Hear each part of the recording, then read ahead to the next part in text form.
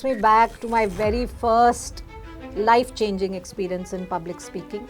And this was way back, I think I was a 15-year-old, 14-year-old. It was really traumatic because my mouth would go dry every time I would stand in front of that group of 12, 15 children. World especially, communication is, I think, of top priority as a skill that everyone should have. So every teacher has to come up and speak. Hello everyone, welcome to the final episode of 30 Days Public Speaking Challenge. Today marks a special occasion as we have a distinguished guest with us, Ms.Poonam Kochitty, who brings with her an impressive 40 years of experience in the education sector. Currently serving as the principal of St. Anandram Jaipuriya School, Lucknow, Poonam ma'am has been a guiding force for thousands of students, parents and teachers, including myself. Throughout her career, she has embodied true leadership, leaving a lasting impact on those she mentored. In this episode, Poonam ma'am graciously shares her initial experience with public speaking and imparts valuable suggestions to help us master the art of communication. So without further ado, let's bring the wisdom Poonam ma'am brings to our final episode, reflecting on the significance of effective communication. So let's begin. So ma'am, welcome to our show. It's an honor to have you. Thank you. And I'm sure that in today's episode, our audience will learn a lot from your experience. So before we move ahead, we'd like to know that, can you paint a picture for us of what your early experience with public speaking were like? And were there any specific triggers or situations that brought on the nerves? Yeah, so it takes me back to my very first life-changing experience in public speaking. And this was way back, I think I was a 15-year-old, 14-year-old. I was part of a leadership training club in my school. And there was a camp that was held in one of the renowned schools of the city. And I enrolled for that. And when we were there, I think that is the place where I learned how to conquer those nerves, start speaking more confidently in public. But it was a horrifying, traumatic experience in those 3 days camp. So if you want to know exactly what happened, I can just briefly share with you. Sure, ma'am, please. So there were about 150, 60 odd teenagers who were part of that camp, and they were from different parts of Lucknow and cities of UP, some of the best schools. And we were broken into, for the first 2 days, we were broken into small groups. And in those groups, we were given topics on which we had to speak extempore in front of our particular group. Okay. And I just cannot tell you, it was really traumatic because there were so many, if you call butterflies in the stomach, you call nerves, you call clammy hands, all that happened. And my mouth would go dry every time I would stand in front of that group of 12, 15 children. It was so, I felt so nervous. But in those 2 days, and I think 4 to 5 sessions of extempore speaking, and the third day we had to present it in front of the entire batch. Wow. But I think that to me was the turning point. After that, I've never felt nerves while speaking, ever. Wow, wow. Great. So, I mean, would you like to share some of the strategies which you use even today? Yeah. So I think you need to be, first of all, is never be overconfident. I mean, till date, when I go on stage, unless it's completely something very close to my heart, I can just go and speak without a paper. But when there's a formal occasion and you have an audience and there's a time limit and you have to convey a lot, Correct. then you have to put down your thoughts on paper. I do that. I carry that paper with me. And I rehearse at least once or twice before I go up. Otherwise, then you will fumble and stutter. So it's good to go prepared. I also remember I was invited, I participated in a forum in which parents had to go and speak extempore in one of the schools. And I was overconfident. I went there. And I was very sure that I would, with my years of experience, I would, be the winner in that contest. And I came third.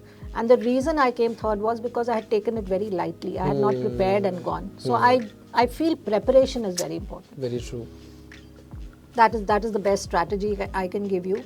And to ensure that you become a better speaker, of course, also watching how good speakers speak, whether they're good anchors or on TV shows, wherever, anyone who speaks well, just observe them, look at their voice modulation, look at the way they connect with the audience, their eye contact. So all these things are very important, because at the end of the day, when you speak in front of an audience, you should be able to reach out to each one of them.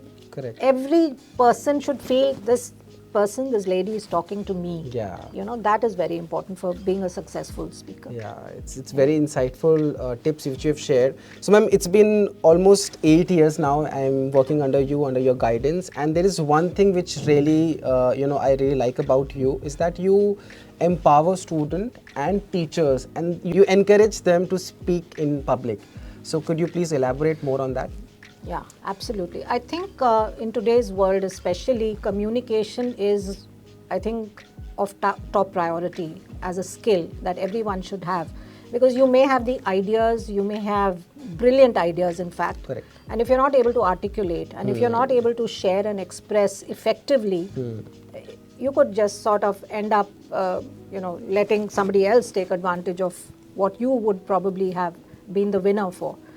So I feel that in a school, and that is why I lay so much stress on the morning assembly, because that's a space for children to voice their opinions. Yes. That's a place where, and when you have student-led assemblies, they manage the show. Yeah. But before we began the student-led, we allot duties to teachers. So every teacher has to come up and speak.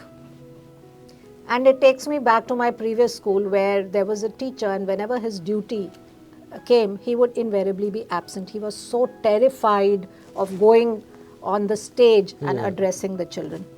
And I remember, when I was about to leave my previous school, I spoke to him and I said, listen, this is going to be my last couple of assemblies, and now you have your duty, and I would want you to, please don't let me down. I want you to speak.